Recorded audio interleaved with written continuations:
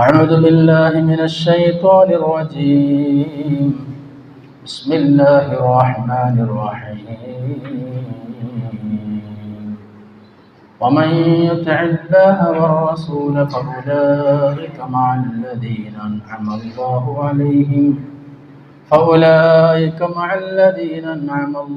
عليهم من النبيين والصديقين والشهداء والصالحين وحسن أولئك رفيقا.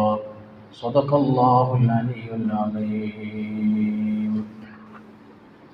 ബഹുമാനമുള്ള മുഅ്മിനീങ്ങളെ, പ്രിയപ്പെട്ട സഹോദരങ്ങളെ, അല്ലാഹു സുബ്ഹാനഹു വ തആല പരിശുദ്ധമായ വെള്ളിയാഴ്ചയിൽ അല്ലാഹുവിൻ്റെ ഭവനത്തിൽ ഒരുമിച്ചതുപോലെ സ്വർഗ്ഗത്തിൽ നാം ഒരുമിച്ച് കൂട്ടി അനുഗ്രഹിക്കട്ടെ. നമ്മിൽ നിന്ന് മരണപ്പെട്ടു പോയവർക്ക് അല്ലാഹു മഗ്ഫിറത്തും മർഹമത്തും പ്രദാനം ചെയ്യട്ടെ. നമ്മിൽ നിന്ന് വന്നുപോയ ദോഷങ്ങളൊക്കെ അല്ലാഹു നമുക്ക് വിട്ടുപുറത്ത് മാപ്പാക്കി തരട്ടെ. മരണപ്പെട്ടു പോയ ആളുകളുടെ ഖബറുകൾ അല്ലാഹു സ്വർഗ്ഗത്തിൻ്റെ തോപ്പാക്കി കൊടുക്കട്ടെ. ഒരുപാട് ആളുകൾ ദുആ വസിയ്യത്ത് ചെയ്തു. അല്ലാഹു തആല രോഗങ്ങളൊക്കെ ശിഫയാക്കി കൊടുക്കട്ടെ. ആമീൻ യാ റബ്ബൽ ആലമീൻ. പരിശുദ്ധമായ ഖുർആനിലെ സൂറത്ത് നിസാ 69-ാമത്തെ ആയത്താണ് നമ്മൾ ഓതിയത്.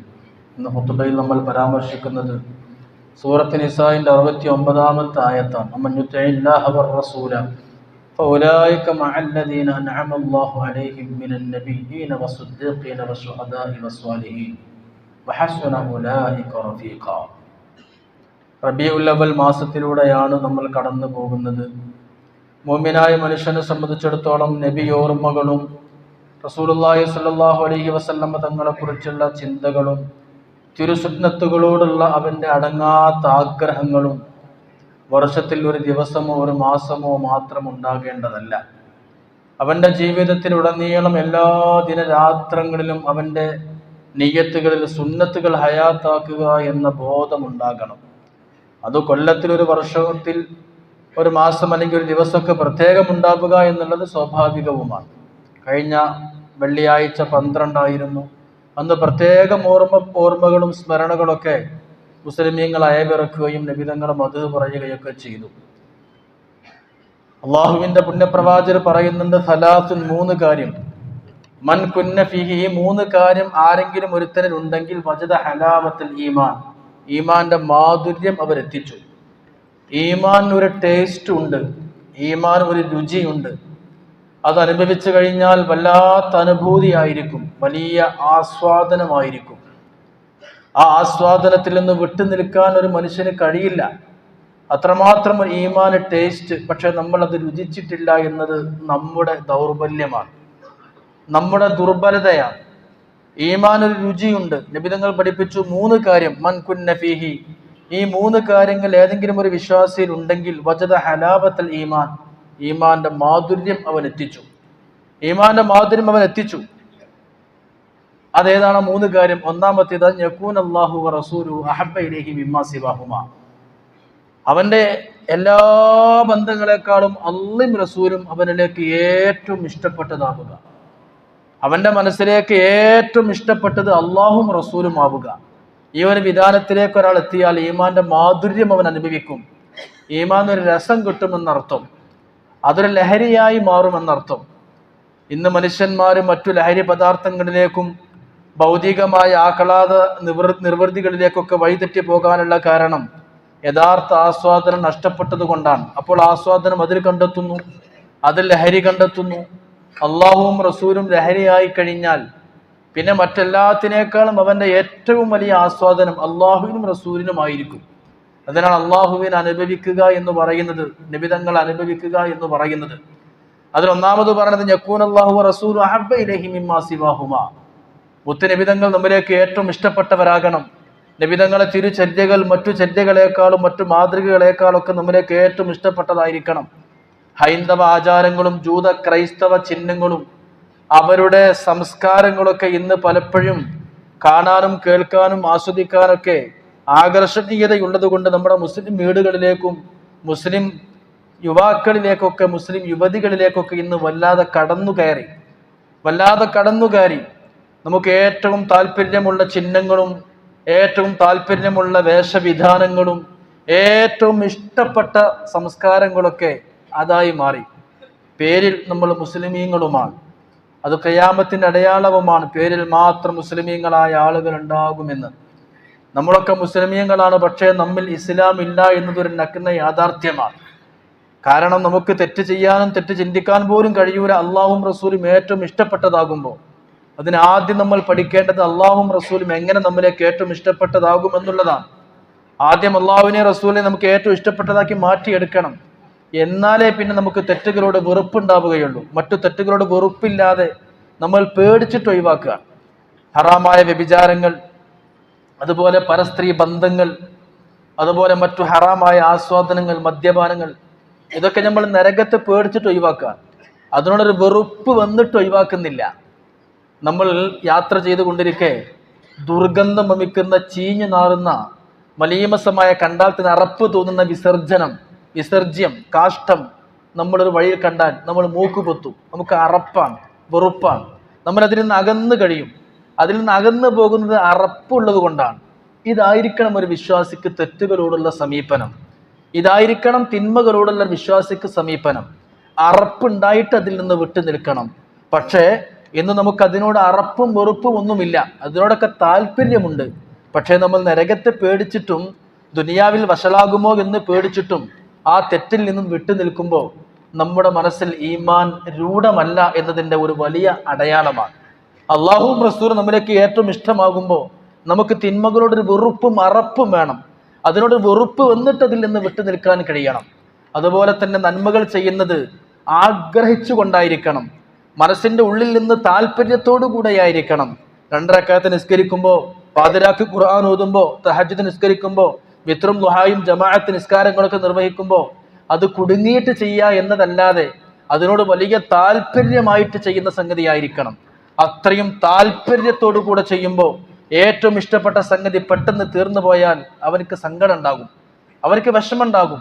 ഏറ്റവും ഒരു മനുഷ്യൻ ആഗ്രഹിക്കുന്ന ലൈംഗികമായ ആസ്വാദനമാണെങ്കിൽ അവന്റെ സെക്സ്വൽ റിലേഷൻ സമയത്ത് അവന്റെ പെട്ടെന്ന് തീർന്നു പോയാൽ അവർക്ക് ഒരു വലിയ ടെൻഷൻ ഉണ്ടാകും, പ്രയാസം ഉണ്ടാകും. എനിക്ക് പൂർണ്ണമായ ആസ്വാദനം കിട്ടിയില്ലല്ലോ.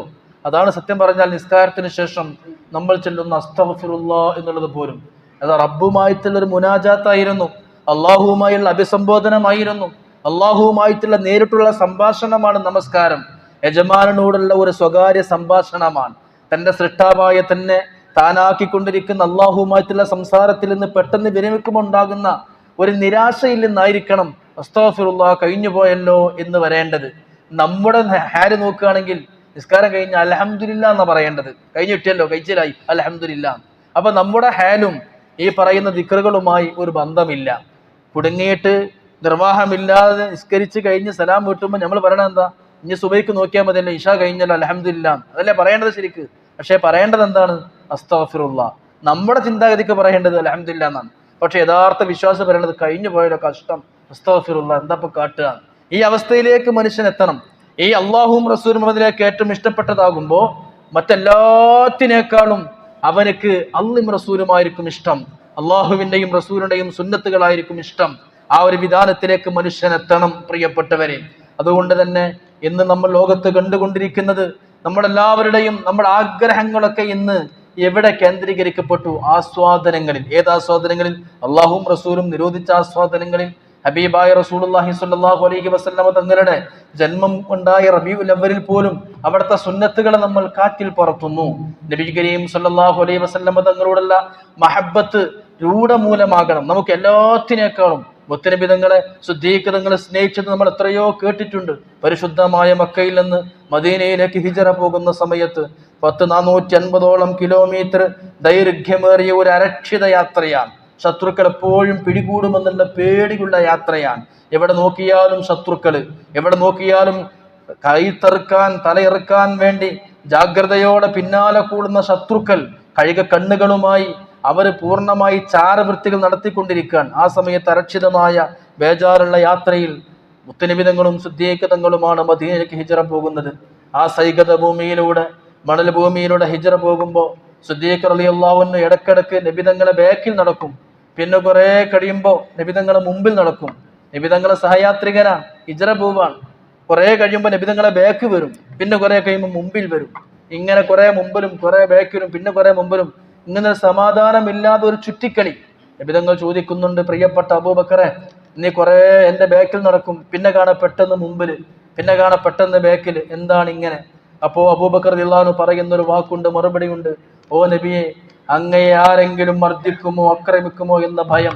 ഞാൻ അങ്ങയെ ബാക്കിൽ നടക്കുമ്പോൾ മുൻഭാഗത്ത് നിന്ന് വല്ല ശത്രുക്കളും വരുമോ എന്ന പേടി വരുമ്പോഴേക്ക് അങ്ങയെ സംരക്ഷിക്കാൻ ഞാൻ മുൻഭാഗത്തേക്ക് ഓടിയെത്തും. അങ്ങയുടെ മുൻഭാഗത്ത് ഞാൻ കുറെ നടക്കുമ്പോൾ എനിക്കൊരു പേടി വരും, ബാക്കിൽ നിന്നാരെങ്കിലും നിങ്ങൾ ആക്രമിക്കുമോ, ബാക്കിൽ നിന്നാരെങ്കിലും അങ്ങേക്ക് മേൽ എന്തെങ്കിലും അക്രമങ്ങൾ അയച്ചു വിടുമോ, അപ്പോഴേക്ക് ഞാൻ ബാക്കിലേക്ക് വരും. അപ്പോ നബിതങ്ങളെ കുറെ ബാക്കിൽ നടക്കും, അപ്പോഴേക്ക് എൻ്റെ മനസ്സിന് അസ്വസ്ഥമാവും. മുമ്പ് ശത്രുക്കൾ ആരെങ്കിലും വന്ന് അങ്ങയെ ആക്രമിക്കും, അപ്പോഴേക്കും ഞാൻ മുമ്പക്ക് വരും.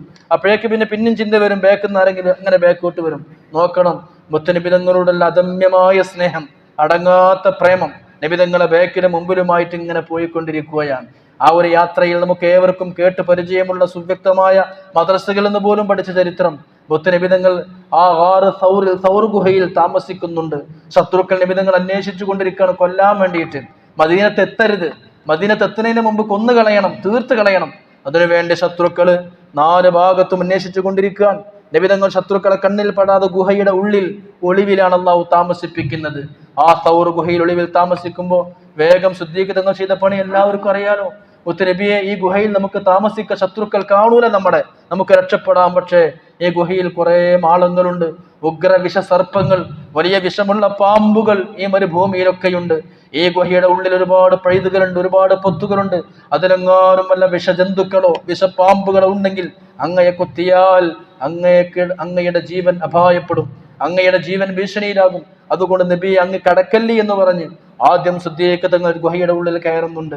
എന്നിട്ട് തന്റെ തുണി കീറി, കാരണം ഗുഹയുടെ ഓരോ പൊത്തുകളും പാമ്പുണ്ടാകുമെന്ന് പേടിക്കുകയാണ്. ആ പൊത്തടക്കാൻ ഒന്നുമില്ല, ശീലയോ മറ്റോ ഒന്നും കിട്ടിയില്ല. തന്റെ തുണിയെടുത്ത് കീറി, ഓരോ ചെറിയ ഓട്ടകളും തുണി കീറി കീറി കീറി ആ കഷ്ണങ്ങളെ കൊണ്ടടച്ചു. അവസാനം തന്റെ തുണി മുട്ടുവരെയായി.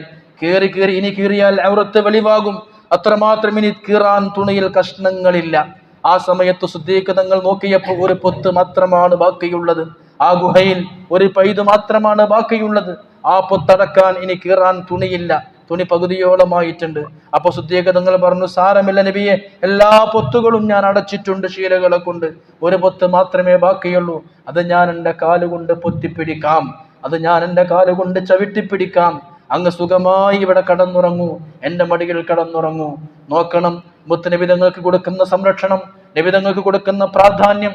തന്റെ വസ്ത്രം കീറി ആ ഗുഹയിൽ ഓരോ മാളങ്ങളും അത് ശീലകഷ്ണം വെച്ച് തിരികിയിട്ട് അത് പൂർണ്ണമായി പൊത്തിക്കളഞ്ഞ് അവസാനം ഒരു ഗുഹയിലെ ഒരു പൊത്ത് മാത്രം ബാക്കിയായപ്പോ തന്റെ കാലത്തിനോട് ചേർത്തു വെച്ച് നബിതങ്ങളെ മടിയിൽ കടത്തി, നബിയെ അങ്ങുറങ്ങൂ എന്ന് പറയുന്നു. നബിതങ്ങൾ സുഷുപ്തിയിലായി, സുഖനിദ്രയിലായി നബിതങ്ങൾ ശുദ്ധീകരിക്കുന്നവരെ മടിയിൽ കടന്നുറങ്ങുകയാണ്. ശത്രുക്കൾ 4 ഭാഗത്തും ആളുമായി റോന്ത് ചുറ്റുകയാണ്. എവിടെയാണ് മുഹമ്മദ് കൊല്ലണം എന്ന് ആഗ്രഹിച്ചുകൊണ്ട്. മുഹമ്മദിന്റെ തല കൊണ്ടുവന്നാൽ 1000കണക്കിന് സ്വർണം തരാമെന്ന പ്രഖ്യാപനങ്ങളും സമ്മാനങ്ങളും അവിടെ ഖുറൈശികൾ പുറപ്പെടുവിച്ചിട്ടുണ്ട്. ഈ സമ്മാനം കിട്ടാനുള്ള വ്യഗ്രതയിലാണ് ശത്രുക്കൾ റോന്ത് ചുറ്റുന്നത്. നബിതങ്ങൾ സുഖമായി സൗർ ഗുഹയിൽ ശുദ്ധീകൃതങ്ങളുടെ മടിയിൽ കടന്നുറങ്ങുമ്പോൾ എല്ലാ പൊത്തുകളും ശീലകൾ കൊണ്ടടച്ചു. അവസാനം ബാക്കിയായ പൊത്തിൽ തന്റെ കാല് വെച്ച് കൊണ്ടടക്കുകയാണ്. ആ കാലിലെങ്ങാനും പാമ്പുകൾ ഉണ്ടെങ്കിൽ നബിതങ്ങളെ കടിക്കരുത്, കൊത്തരുത് എന്ന് കരുതി. പക്ഷേ എല്ലാം അള്ളാഹുവിന്റെ ഖളആൻ. ആ സൗർ ഗുഹയിൽ വിഷപ്പാമ്പും വിഷസർപ്പം ഉണ്ടായിരുന്നത് അവസാനം പൊത്താൻ ശീല കിട്ടാതെ ബാക്കിയായ ആ ഒരു പൊത്തിൽ മാത്രമായിരുന്നു. ശുദ്ധീകൃതങ്ങളെ കാലുകൊണ്ടടച്ചു വെച്ച, ചവിട്ടി പൊത്തിപ്പിടിച്ച ആ മാളത്തിലായിരുന്നു പാമ്പുണ്ടായിരുന്നത്. ആ പാമ്പ് വേഗം വന്ന് ശുദ്ധീകൃതങ്ങളെ കാലിന് ആഞ്ഞു കുത്തുന്നുണ്ട്. ഉടനെ വേദന കൊണ്ട് ശുദ്ധീകൃതങ്ങൾ പുളഞ്ഞു. ശുദ്ധീകൃതങ്ങൾ വേദന സഹിക്കാൻ കഴിയുന്നില്ല. പക്ഷേ തന്റെ വേദനയും കണ്ണീരും അടക്കി പിടിക്കുന്നു. തന്റെ മടിയിലാണ് ലോകാനുഗ്രഹി കടന്നുറങ്ങുന്നത്, തന്റെ മടിയിലാണ് റഹ്മത്തുൽ ആലമീൻ കടന്നുറങ്ങുന്നത്. തൗഹീദും ദീനും ഇസ്ലാമും സ്ഥാപിക്കാമെന്ന മുത്തനബിതങ്ങൾക്ക് ബുദ്ധിമുട്ടുണ്ടാവരുത്. അതുകൊണ്ട് ശുദ്ധീകൃതങ്ങൾ കരയാതെ അനങ്ങാതെ ശ്രദ്ധിച്ചു. പക്ഷേ വേദന സഹിക്കാൻ കഴിയാതെ ശുദ്ധീകൃതങ്ങളെ കണ്ണീര് മുത്തനബിതങ്ങളെ കണ്ണിലേക്ക് ഉറ്റി. തന്റെ മടിയിൽ കിടക്കുന്ന നബിതങ്ങളുടെ മുഖത്തേക്ക് ആ കണ്ണീര് വീണപ്പോഴേക്ക് നബിതങ്ങൾ ഉണർന്നു. ഉണർന്നപ്പോഴേക്ക് ശുദ്ധീകൃതങ്ങൾ കരഞ്ഞിട്ട് പറഞ്ഞത്, നബിയെ എന്നെ പാമ്പ് കൊത്തി എന്നല്ല, നബിയെ എനിക്ക് വേദനിക്കുന്നു എന്നല്ല, നബിയെ അങ്ങയുടെ ഉറക്ക് ശല്യമായോ, അങ്ങയുടെ ഉറക്ക് ശല്യമായോ, അങ്ങയ്ക്ക് ഉറക്കം നഷ്ടപ്പെട്ടോ, എന്നെ വ്യതയായിരുന്നു. നബി തങ്ങളുടെ ഉറക്കം നഷ്ടപ്പെട്ടു എന്ന ചിന്ത മാത്രമായിരുന്നു ബഹുമാനപ്പെട്ട ഒന്നാമത്തെ ഖലീഫയായിരുന്ന അബൂബക്കർ സിദ്ദീഖ് തങ്ങൾക്ക്. നബി തങ്ങൾ ഉറക്കിൽ നിന്നുണർന്നു. എന്ത് പറ്റി സിദ്ദീഖൻ നിനക്ക്? അപ്പോ നബി തങ്ങൾ വല്ലാതെ ചോദിച്ചപ്പോ നിർബന്ധിത സാഹചര്യത്തിൽ സമ്മർദ്ദങ്ങൾക്കിടയിൽ സിദ്ദീഖ് തങ്ങൾക്ക് പറയേണ്ടി വന്നു, എന്റെ കാലിൽ പാമ്പ് കുത്തിയിട്ടുണ്ട്. നബി തങ്ങൾ അവിടെ തടവിക്കൊടുത്തു. മുഅ്ജിസത്താണ്. അല്ലാഹു തആല ആ സർപ്പത്തിന്റെ വിഷത്തിൽ നിന്ന് അല്ലാഹു സംരക്ഷിച്ചു. പക്ഷെ സിദ്ദീഖ് തങ്ങൾക്ക് വേദനയുണ്ട്, നല്ല വേദനയുണ്ട്. ആ വിഷം സിദ്ദീഖ് തങ്ങൾ അവസാനം വരെ അലട്ടിയിരുന്നു ആ വേദന എന്ന് ചരിത്രങ്ങളിൽ കാണാം. പക്ഷെ ഇവിടെ അത്ഭുതമുണ്ട്. ആ പാമ്പ് ഏതായിരുന്നു എന്നറിയണോ? ബഹുമാനപ്പെട്ട സുലൈമാൻ നബി അലൈഹി ഇസ്ലാമിന്റെ കാലത്തോളം പഴക്കമുള്ള, ആയിരക്കണക്കിന് വർഷങ്ങൾ പഴക്കമുള്ള ഒരു പാമ്പായിരുന്നു. അല്ലാഹു തആല എല്ലാ ജന്തുക്കളുടെയും സംസാരങ്ങൾ പഠിപ്പിച്ച ബഹുമാനപ്പെട്ട സുലൈമാൻ നബി അലൈഹി ഇസ്ലാം ഖുർആൻ പറയുന്നുണ്ട്.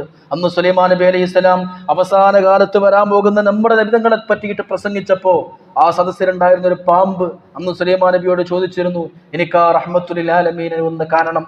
അങ്ങ് പരാമർശിച്ച, അങ്ങ് ഞങ്ങൾക്ക് പരിചയപ്പെടുത്തിയ അവസാന നാളിൽ വരാൻ പോകുന്ന മുഹമ്മദ് മുസ്തഫ എന്ന ലോകാനുഗ്രഹിയെ എനിക്കൊന്ന് കാണണം, പൂതിയുണ്ട്, ഞാൻ എന്ത് ചെയ്യണം? ആ പാമ്പിനോട് അന്ന് സുലൈമാൻ നബി അലൈഹി സ്വലാം പറഞ്ഞിരുന്നു, നീ മക്കയിൽ നിന്ന് മദീനയിലേക്ക് ഹിജ്റ പോകുന്ന സമയത്ത് ആ മുഹമ്മദ് നബി ഒളിഞ്ഞു താമസിക്കുന്ന ഒരു ഗുഹയുണ്ട്, തൗർ ഗുഹ എന്നാ പറയാ. അവിടെ പോയി സൂക്ഷിച്ച്, അവിടെ പോയി കാത്തിരുന്നോ, അവിടെ പോയി വെയിറ്റ് ചെയ്തോ, അവിടെ വന്നേക്കാം. നബിതങ്ങൾ ആ ഗുഹയിൽ താമസിക്കുമെന്ന് വർഷങ്ങൾക്ക്, നൂറ്റാണ്ടുകൾക്ക് മുമ്പ് സുലൈമാൻ നബി അലൈഹി ഇസ്ലാം പറഞ്ഞു കൊടുത്തനുസരിച്ച് നബിതങ്ങൾ ഒരു നോക്ക് കാണാൻ സ്നേഹത്തോടെ, ആ പ്രണയത്തോടെ ആ പൊത്തിൽ കാത്തിരിക്കുകയായിരുന്നു ആ ഉഗ്രവിഷമുള്ള പാമ്പ്. ആ മുത്തനബിതങ്ങളെ കാണാൻ തടസ്സം നിന്നത് കൊണ്ടാണ് സിദ്ദീഖ് തങ്ങളെ കാലിൽ കുത്തുന്നത്. ചുരുക്കി പറഞ്ഞാൽ ആ പൊത്ത് പൊത്തി പിടിക്കുന്നതും പ്രേമം കൊണ്ട്, ആ പാമ്പ് കൊത്തുന്നതും പാമ്പിന് നബിതങ്ങളോടുള്ള സ്നേഹം കൊണ്ട്. എല്ലാ ജന്തുക്കൾ പോലും നബിതങ്ങൾക്ക് സ്നേഹം കൊടുത്തു. സഹീഹുൽ ബുഖാരിയുടെ ഒരു ഹദീസ് ഇന്ന് സുബൈക്ക് നമ്മൾ ഓതുകയുണ്ടായി. ബുഖാരിയിലെ ഹദീസ്, നബിതങ്ങളുടെ ഖുത്ബ ഓതാൻ സാധാരണ ഒരു ഈത്തപ്പന തടി ഉണ്ടായിരുന്നു. അപ്പൊ അത് കേടുവന്നപ്പോൾ ആളുകൾ, അൻസ്വാരികൾ നല്ല ഒരു മിമ്പർ ഉണ്ടാക്കി കൊടുത്തു. അപ്പൊ പഴയ മിമ്പർ നബിതങ്ങൾ പള്ളിയുടെ മൂലയിലേക്ക് മാറ്റിവെച്ചു. നബിതങ്ങൾ പുതിയ മിമ്പറിൽ ഖുത്ബ ഓതാൻ തുടങ്ങിയപ്പോൾ ഒരു കൊച്ചു കുഞ്ഞ് കരയുന്ന പോലെ, ഒരു കുട്ടി വാവിട്ട് കരയുന്ന പോലെ മുമ്പ് ഖുത്ബ നിർവഹിച്ചിരുന്ന മിമ്പറ ആ ഈത്തപ്പന തടി തേങ്ങി കരയാൻ തുടങ്ങി. ഇത് ബുഖാരിയാണ്. നബിതങ്ങൾ ആ ഈത്തപ്പന തടിയെ തലോടിയിട്ട് സമാശ്വസിപ്പിക്കുന്നുണ്ട്. കാരണം നബിതങ്ങൾ റഹ്മത്തുൽ ആലമീനാണ്, ലോകത്തിന് അനുഗ്രഹമാണ്. മനുഷ്യൻ മാത്രമല്ല, ലോകത്തിൽ അതിൽ ജീവനുള്ളതും ജീവനില്ലാത്തതുമുണ്ട്. ഈ ഒരു മരത്തടി പോലും നബിതങ്ങളെ സ്നേഹിച്ചുകൊണ്ട് കരഞ്ഞിരുന്നുവെങ്കിൽ, പ്രിയപ്പെട്ടവരെ, നമ്മളെ സ്നേഹിച്ച നബി എന്തിനാ നമ്മളെ സ്നേഹിച്ചത്? ഒരു കാര്യം ചിന്തിക്കേണ്ടത്, നമ്മളെ കുട്ടികളെന്തിനാ സ്നേഹിക്കുന്നത്? നമ്മൾ വയസ്സാവുമ്പോൾ നമ്മൾ അവരെ നോക്കണം. നമ്മുടെ സ്നേഹങ്ങളും മുഴുവനും റേഷനലാണ്. നമ്മുടെ സ്നേഹങ്ങളും മുഴുവനും ഒരു നിലക്ക് ചിന്തിച്ചാൽ കാപ്പട്യമാണ്. നമുക്ക് ആത്മാർത്ഥ സ്നേഹമല്ല. എന്തിനാ ഭാര്യയെ സ്നേഹിക്കുന്നത്? അവളാണ് എനിക്ക് സെക്സ് നൽകുന്നത്, അവളാണ് എനിക്ക് ഭക്ഷണം ഉണ്ടാക്കി തരുന്നത്, അവളാണ് എനിക്ക് എൻ്റെ ശരീരത്തിന്റെ ആഗ്രഹം പൂർത്തിയാക്കി തരുന്നത്, അവളാണ് എന്നെ മക്കളെ നോക്കുന്നത്. അപ്പൊ അവിടെ നിന്ന് ഒരുപാട് ഇങ്ങോട്ട് കിട്ടാനുണ്ട്, അപ്പൊ അങ്ങോട്ട് സ്നേഹിക്കുന്നു. ഇനി എന്തിനാ ബാപ്പാനെ സ്നേഹിക്കുന്നത്? ബാപ്പയാണ് നമ്മളെ വളർത്തിയത്, ബാപ്പയെ നമ്മളെ തീറ്റിപ്പോറ്റിയത്. അപ്പൊ വാപ്പ ഇങ്ങോട്ട് തന്നതിനോണ്ടാണ് അങ്ങോട്ട് സ്നേഹിക്കുന്നത്. ഇനി നമ്മൾ എന്തിനാണ് ഒരാളെ സ്നേഹിക്കുന്നത്? അയാളിൽ നിന്ന് ഒരുപാട് ഉപകാരം കിട്ടും, അല്ലെങ്കിൽ എനിക്ക് ഉപകാരം ചെയ്തിട്ടുണ്ട്. ഇങ്ങനെ എന്ത് നോക്കിയാലും നമ്മൾ ആരെ സ്നേഹിക്കുകയാണെങ്കിലും അതിന്റെ ഉള്ളിലൊക്കെ എന്തെങ്കിലുമൊക്കെ ഒരു നിക്ഷിപ്ത സ്വകാര്യ താല്പര്യങ്ങൾ ഉണ്ടാകും, എന്തെങ്കിലുമൊക്കെ ഒരു സ്വാർത്ഥ താല്പര്യങ്ങൾ ഉണ്ടാകും. നമ്മളെ പ്രിയപ്പെട്ട മക്കളെ വലിയ സ്നേഹിക്കണതിനാ, അവരിൽ നിന്ന് നമുക്ക് ഒരുപാട് സംരക്ഷണം കിട്ടാൻ വേണ്ടി. പക്ഷെ നബിതങ്ങൾ നമ്മളെ സ്നേഹിക്കണതിനാ. നമ്മളെ കൊണ്ട് നബിതങ്ങൾക്ക് എന്ത് കിട്ടാനാ? നമുക്ക് നമ്മിൽ നിന്ന് നബിതങ്ങൾക്ക് എന്ത് കിട്ടാനാ? ഒരു ചുക്കും കിട്ടാനില്ല. ലോകത്തെ ഏറ്റവും നിഷ്കളങ്കമായ സ്നേഹം, ഏറ്റവും കറയറ്റ പരമശുദ്ധ സ്നേഹം ഹബീബായ നബിയുനാ ഷഫീഉനാ ത്വഹ റസൂലുള്ളാഹി തങ്ങളുടെ ഉമ്മത്തിനോടുള്ള സ്നേഹം കൊണ്ട് മാത്രമാണ്. നമ്മളെ സ്നേഹിച്ചത് കൊണ്ട് നബിതങ്ങൾക്ക് ഒന്നും കിട്ടും. ആ സ്നേഹമാണ് ആത്മാർത്ഥതയുള്ള സ്നേഹം. അതാണ് അൺകണ്ടീഷണബിൾ ലവ് എന്ന് പറയുന്ന നിഷ്കളങ്കമായ സ്നേഹം. അതാണ്. അതുകൊണ്ട് ആ നബിതങ്ങളെ സുന്നത്തുകളിലേക്ക് നമ്മൾ മടങ്ങണം എൻ്റെ പ്രിയപ്പെട്ടവരെ. ആ സ്നേഹത്തിനെ തിരിച്ചു കൊടുക്കേണ്ടത് അതാണ്. അള്ളാഹുവിന്റെ സഹായം അപ്പോഴാണ് നമ്മൾക്ക് ഉണ്ടാവുക, യാതൊരു സംശയവുമില്ല. അല്ലാഹു തആല ഇൻ തൻസുറുല്ലാഹ യൻസുറുക്കും വയുസബ്ബിത് അഖ്ദാമക്കും. നമ്മൾ സുന്നത്തുകൾ മുറുകെ പിടിക്കുക, അള്ളാഹുവിന്റെ സഹായം കിട്ടും. ഏത് ശത്രുക്കൾക്കും നമ്മളെ പരാജയപ്പെടുത്താൻ കഴിയില്ല. എത്രത്തോളം നമ്മൾ ആക്രമിച്ചും നമ്മളെ എടങ്ങേറാക്കിയും പ്രയാസപ്പെടുത്തി എത്ര നീങ്ങിയാലും ഒരു വേള അള്ളാഹു അവരെയൊക്കെ പിടിക്കും. നമ്മൾ ലോകത്ത് കണ്ടുകൊണ്ടിരിക്കുന്നത് അതാണ്. അത് അന്നല്ല എന്ന് ചിന്തിക്കേണ്ട, എന്നുമുണ്ട്. എന്നും നമുക്കറിയാം, ഫലസ്തീൻ എന്ന മണ്ണ്, ഗസ എന്ന മണ്ണ്, നമ്മുടെ മദ്ഹബിന്റെ ഇമാമായ ഇമാമുന ശാഫിഈ തങ്ങൾ ജനിച്ച മണ്ണ് ഗസയാണ്. ഇന്ന് ഗസയിൽ വീടുകളില്ല, അവർക്കൊന്ന് താമസിക്കാൻ കൊച്ചു കുടിലുകൾ പോലുമില്ല, കുടിക്കാൻ വെള്ളം പോലുമില്ല, ഒന്ന് മലമൂത്ര വിസർജനത്തിന് ടോയ്ലറ്റിന് സൗകര്യങ്ങളില്ല. പ്രിയപ്പെട്ടവരെ, ഒന്നും അവർക്കില്ല. മേപ്പോട്ട് നോക്കിയാൽ ആകാശം, താഴെ പൊളിഞ്ഞു കിടക്കുന്ന ബിൽഡിങ്ങുകൾ, കുടിവെള്ളം പോലും കിട്ടാത്ത, അവരെ മൊത്തം അവിടെ വംശഹത്യ നടത്തി പൂർണ്ണമായി ഗസ സിറ്റി കുടിയൊഴിപ്പിച്ച് ഒരൊറ്റ മുസ്ലിമും ബാക്കിയില്ലാത്തവരും കൊന്നൊടുക്കുക. ഇതാണ് ഇന്നത്തെ ഇസ്രായേലിന്റെ ലക്ഷ്യം. നബി തങ്ങൾ പറഞ്ഞു, എന്റെ ശേഷം ഒരു കാലഘട്ടം വരാനുണ്ട്, ഒരൊറ്റ അറബി മനുഷ്യനും ഒരൊറ്റ അറബിച്ചും കൊല്ലപ്പെടാതെ ഉണ്ടാവുകയില്ല.